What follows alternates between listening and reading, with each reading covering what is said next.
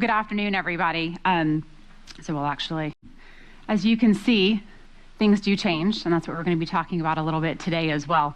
So I am a general manager at EFI. I see some people just got it. Excellent.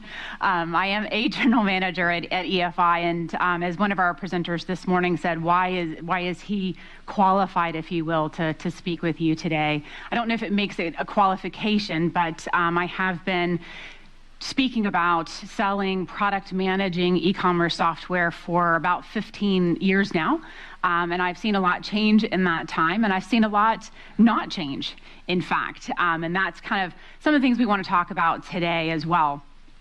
So just from an agenda perspective, we will be focusing on kind of consumer trends, what's happening out in the rest of our lives that's influencing our business lives as well, how that can be leveraged actually into successfully evolving, potentially transforming your business as well, and a tiny commercial at the end about the product that I've been working with for about 15 years. So what's driving kind of the print e-commerce revolution? And it's really the fact that people want to shop online. We saw Christian's presentation this morning, and he showed his mother's first computer, her mobile phone, and an online boarding pass, and the things that we do today that we didn't even think were possible, maybe even last year, certainly not 4 years ago, 5 years ago, 10 years ago. That influences what we're doing professionally. Why do we shop online? Well, as we're all asked to do more and more, as we become more of a global community, it's easier in some ways to shop online. The hours are more convenient. Maybe I don't want to even have to find a parking place. So there's many reasons that all of us are engaging with an online experience. Typically, it comes down to convenience. I can have more choice. I can shop when it's convenient for me. I'm not limited to a particular, even geography. So all of those trends are driving our personal lives. There's also many studies that have been done that indicate, actually, as online consumers, as people taking more control of that shopping experience, that buying experience, we're actually happier. If you think about, even many of you probably flew here, and you're online, your experience with that airline, how much it's changed, and you probably were happier than you were a few years ago.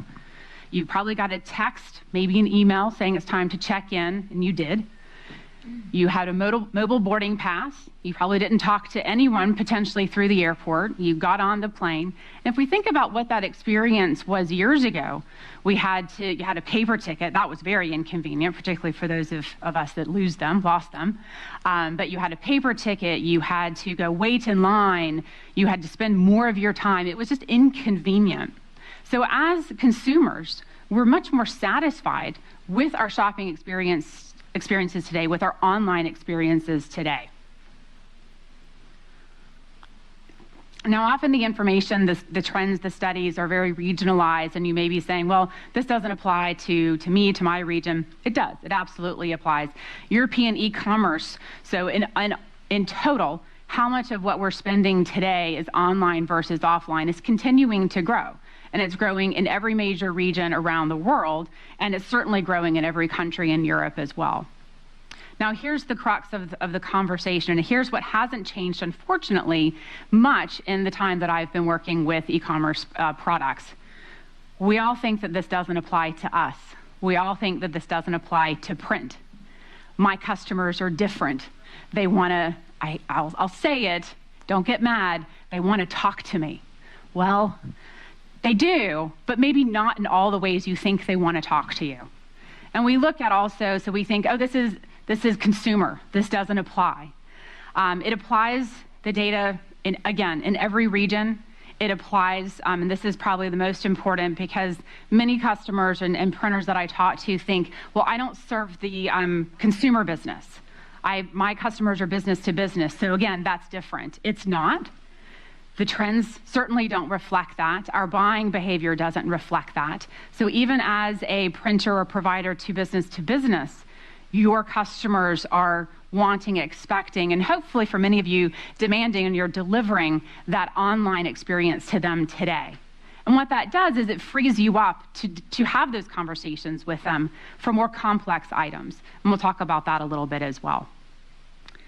What has changed in the 15 years that I've been involved in this part of the industry is what we're able to offer online, the complexity. When I first started in this industry with this product, we really were super excited because we could offer what amounted to an online job ticket. We could get rid of email, and we could get rid of the printed, written job tickets that people would bring into shops. We were very excited about that. And sometimes they placed the order online, but they still brought the file on a CD. And that was about as far as we were going, 15, 16 years ago. Now we're seeing, and customers are asking and wanting much more complex products, much more complex interactions, photo books, digital downloads. We're asking for the software to know me and remember me and make my shopping experience much easier. And I use the word shopping experience even as business to business. I'm still shopping. I'm still ordering. That's still that e-commerce experience. So with all of this, with all the trends, with all of the years that these tools have been available, this is a staggering statistic to me. I would like to not believe the data, but it's somewhat hard not to believe the data. That still only about 50% of printers have and offer a web-to-print solution. I'm not going to ask anyone to raise their hands, so you can all just sit there and think about how this might apply to you. The interesting thing, though, for me, in kind of this 15 years is this is not interesting. This is, in fact, something I continue to work to change and get that number up. But how many printers are now investing in their second system, their third system? They're evolving with their customers. And so the things that you think about, excellent, the things that you think about as you've done that apply, whether it's your first system or whether you're looking at your second, third, how your customers are changing, what they're asking you for. And so we look at how a web-to-print solution really can, I use the word transform because it truly can be transformative to a business, but it can do a lot of different things in small ways that also add up quite significantly. One of the most interesting things to me is changing those conversations. So I said earlier, a bit sheepishly, your customers don't want to talk to you. That's not completely true. They do want to talk to you. They don't want to talk to you about ordering more business cards and letterhead and repetitive things and tasks. What they want to talk with you about is how you can help them, how you can impact their business positively, how you can make their lives easier. And when you have a tool that is automating and taking that bulk of that business, it's the 80-20 rule. When you have that tool that they're happy with, it's integrated into their systems, their users are using your system. Your contact no longer is having to manage all of those orders. You then get to have the conversation with your contact about what else can you provide them? What other pain points do they have? What other suppliers are they struggling with for work that maybe you can be doing for them? So again, they do want to talk to you. They just want to talk with you about different things than maybe what you're talking with them about today. Another interesting aspect of online systems that can be quite valuable both for you and your customers is orders, particularly when they're centralized, when they come from a standard-looking system, they're much easier to track. I don't mean track the order aspect. You probably all have systems that are doing that in some form or fashion. But it's easier to track and measure which products are successful. So which of your products are your customers purchasing? You're helping them, so your contact at your customer, you're helping them understand which products are being successful. So think about maybe a business to business that you work with, and you work with that marketing group or that marketing manager, and they're producing lots of documents for their sales reps. And as marketers, we like to believe that everything that we're producing is highly valuable and everyone's consuming it. Maybe not. So looking at the trends with your customer, which items are being used, you can actually help your customer potentially reduce their own workload. if they're producing 25 documents for sales reps to use in their daily life and they're only ordering 10, that could be a huge savings for that marketing department to be able to stop creating the design, the digital for those documents. It also can help you from a supply chain perspective. So if you're offering multiple different medias, you're offering different substrates if you're doing wide format, and you're inventorying, even at small levels, those items, that's a cost.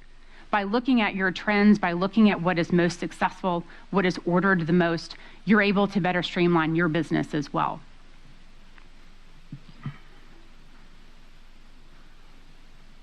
Now, this is an interesting one as well. So Webtoprint can remove a lot of barriers. And what I mean by that is when you're no longer having a customer come to you, they're not bound to visit you, you have a broader customer base that you can work with. You also can offer things that maybe that customer, if they came to your operation, wouldn't think is something that is your specialty. So you can actually offer items that maybe you outsource. Maybe you have a production facility somewhere else that doesn't make sense for a customer to visit. But the online experience, that e-commerce experience, is a great equalizer. And we look at this today with everything on Amazon and the various providers. We don't know, is it Amazon fulfilling it? I mean, you do if you look closely, but you don't know how big those organizations are. They're simply offering you the product you want and a price that meets your budget.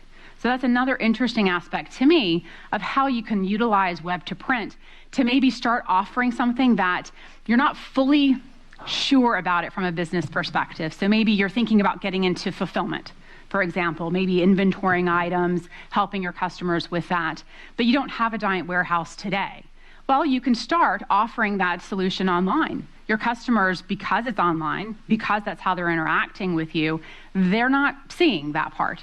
So you might be outsourcing that item to someone else. You're still able to offer it. And once you've built up that business, then you may look at the next level of investment. We see this happen also as folks are getting into display graphics, into wide format. That investment may be something that they're looking at 6 months from now, a year from now, but you could start offering that item to your customers today because they don't know it's being outsourced somewhere else. So it gives you a lot of opportunities, a lot of options, if you will. And again, going back to when you're having these conversations with customers about building out that shop for them, that customer storefront for them, you're starting to have conversations about other aspects of their life, of what they order from other suppliers. And you're able to start talking about how you could offer that for them as well. When you've integrated into your customers' Active Directory, their internal user management system, that customer is not going to go have that conversation to go through that level of integration with just anyone. You've now really locked that customer in. And that's another kind of interesting side effect of e-commerce, that when you're having these conversations with your customer, that's not, I need more business cards, I need more letterhead, can you fill that banner order? When you're having conversations about their cost centers and how they do chargebacks to budget codes and getting the Active Directory feed so that it's transparent from their internet system into your online portal, that's a whole different conversation. And you're not a vendor, you're not a supplier anymore, you're simply an extension of their team. And that's a very positive place to be in a very competitive marketplace. Now, though, and this has been a theme for most of the day, and I certainly was thrilled with Christian's presentation this morning. He took a little of the thunder, but it's great to have that reinforcement.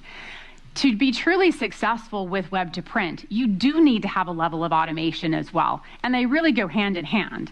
The goal with Web2Print is to be able to offer that 80% of your portfolio, and again, that's a rough number, but that 80% of your portfolio online in a standard way that you can then create automated processes behind. You can create workflows that allow business cards, letterhead, even brochures and more complex items, display signs, those sorts of things. You can create workflows because everything that's coming in from the website is known: size, substrate, finishing options. You've designed all that. So then you can build the workflow automation that goes with that as well. And again, that then is freeing up your staff, your time, to really focus on those more complex items that require the conversation, potentially require more hands-on, and still make those jobs profitable. So it's a great balancing act, if you will. So here comes the tiny advertisement. So I would be remiss if I wasn't going to talk a little bit about looking at the trends, looking at what's going on in the market, how we at EFI have taken that into our portfolio. One of the biggest things we did, in fact, you don't see the name Storefront up here, is we actually took a step back about 24 months ago internally and about 18 months ago externally and launched a platform. So we looked at what was going on with our customers and you being asked to do more and more by your customers. Can you do fulfillment? Can you do display graphics? Can you do cross-media marketing? And we looked at how our technology can match what you're being asked as well. So we took Storefront as the foundation and turned it kind of back into a platform that is modular, that as your customers are asking you for more things, you can add components to that. It is a platform that allows you to serve enterprises, to serve multi-location companies. It allows you to add products to that platform as you grow, as your customers are asking you to do more as well. And one of the things that I always look at and am quite proud, if you will, is that this platform is built and came from print. There's an amazing amount of competition and really nice products out there that provide lovely visualization. You can build them on lots of different platforms and frameworks and those sorts of things. But we go back 3 slides to the automation component. Building a website, in Shopify that allows a customer to place an item in their shopping cart and you can generate a credit card payment from that doesn't give you the opportunity to create that automation. It doesn't understand your production processes.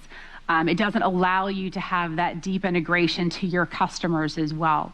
So that's one of the things that we focused on from a development perspective, from a platform perspective, from the very beginning with this tool is it's built by a company that has only ever been in the printing industry.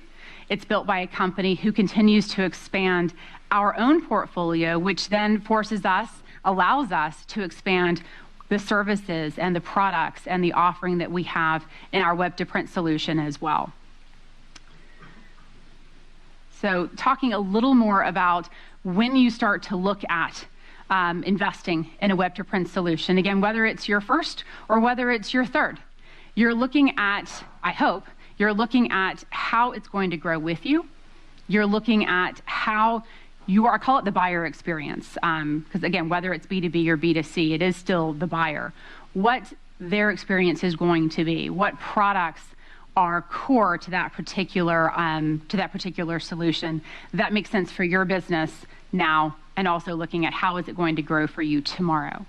What I have seen happen over the last 15 years, which is exciting, is people investing in Webtoprint, but then what's not exciting is when they stop.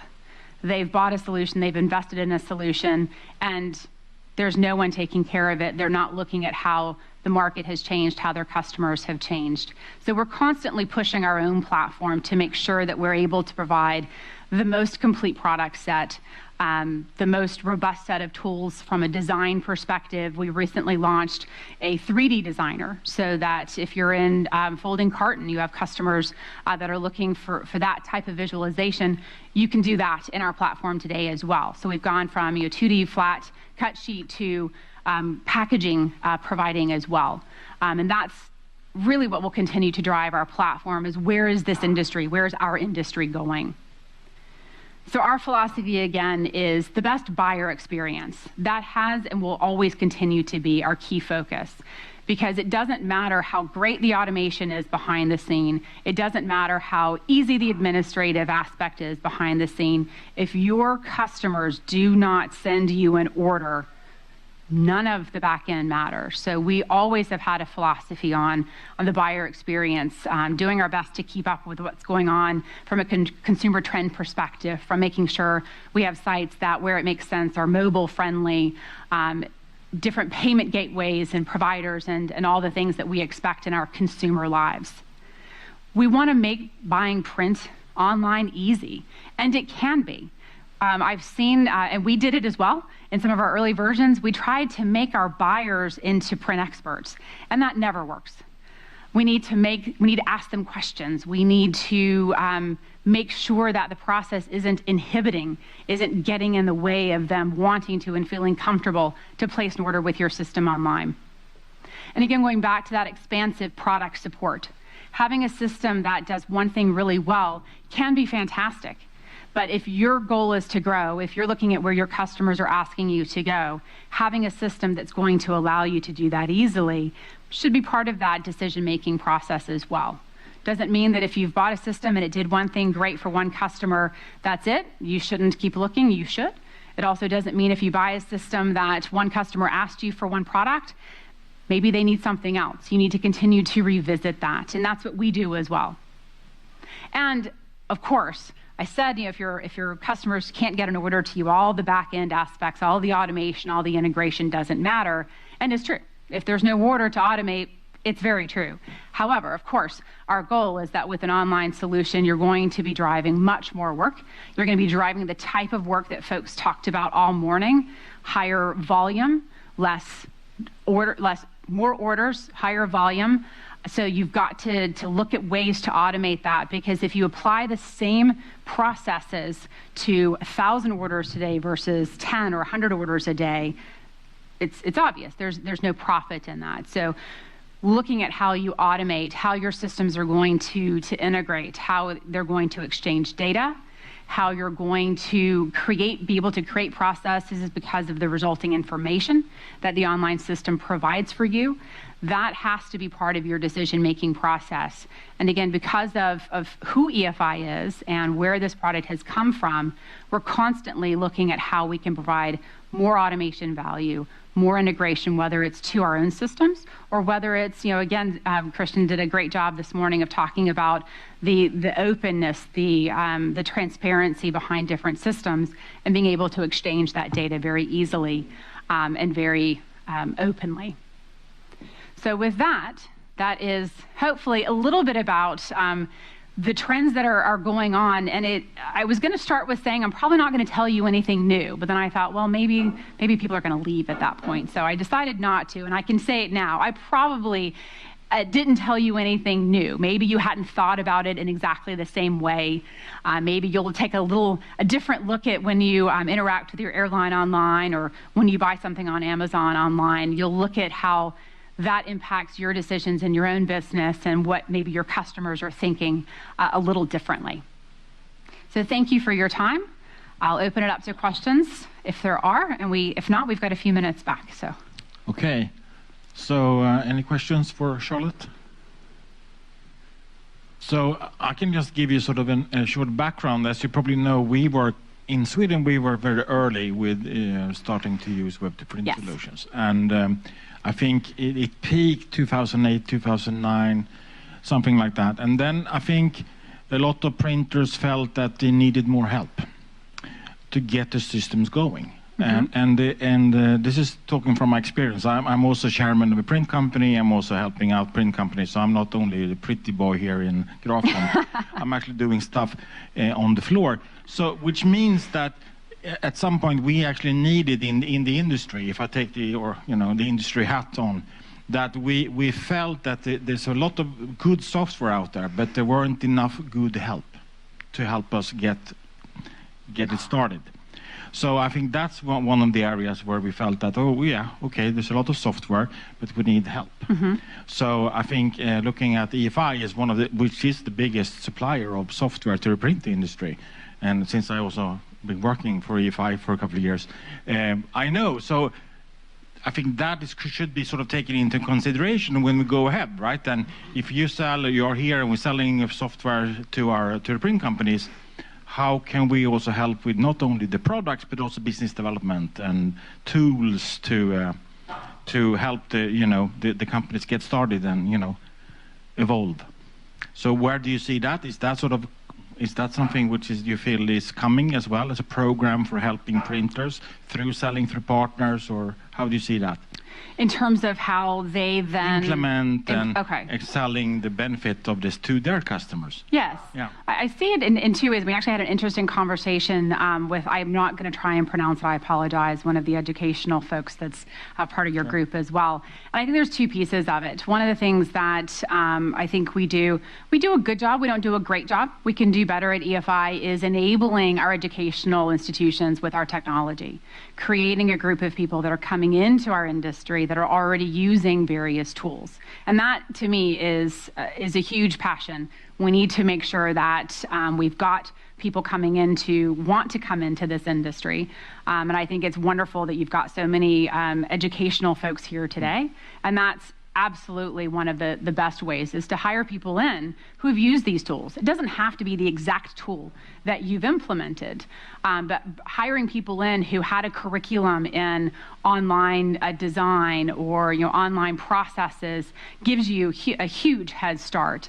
And then you brought up, Ulf, at the very end, working with partners. And that's one of the huge values that we see in our partners across Europe and across the world even, is their knowledge and ability in a local market to understand what's going to resonate with those particular buyers, and helping those customers, not certainly just with an implementation, but with the correct implementation, and probably those conversations with customers as well. So it's not really criticism, it's just a general observation, right, from all the systems we have out there. And Grafcom could work with that. If we decide that we want to do a session next year, or probably next year because it's soon end of the year, about how to do this better. We can have a workshop about how to sell the benefits of e-commerce print solutions and all of that. So I'm just asking the question, can we do something? Because we are here together, we want to help each other, and if we can do something more in Grafcom to help printers take the next step, then we're happy to do that. Yes. So that's what I'm really trying to get at. It's really that I feel this sort of sometimes a little bit frustration. What's the next thing? And that's perhaps not the new feature. It's more to help each other take the next step in selling and marketing. Yes, absolutely. And I would certainly love for the audience to participate in that answer as well. But I would say absolutely yes. And that is, it's frustrating to me, certainly as a software technology provider, to have people, quote, fail with the technology, when I know if it's our product, if it's lots of other products, they're good software, and we failed to help our customer, to help you fully realize that. And I think I agree with you that there is a huge opportunity. Not a huge gap, but it's a huge opportunity to help not failure, change but that. At least untapped opportunity. Yes. Yeah. So anyway, any other questions or any questions? Because we have the whole EFI team is a big team here. We do. Yeah, so you can talk to them. They are out there. So if there aren't any other questions now, we will continue to the next speaker. Again, Charlotte, thank you very much. Thank you very much. A good applause.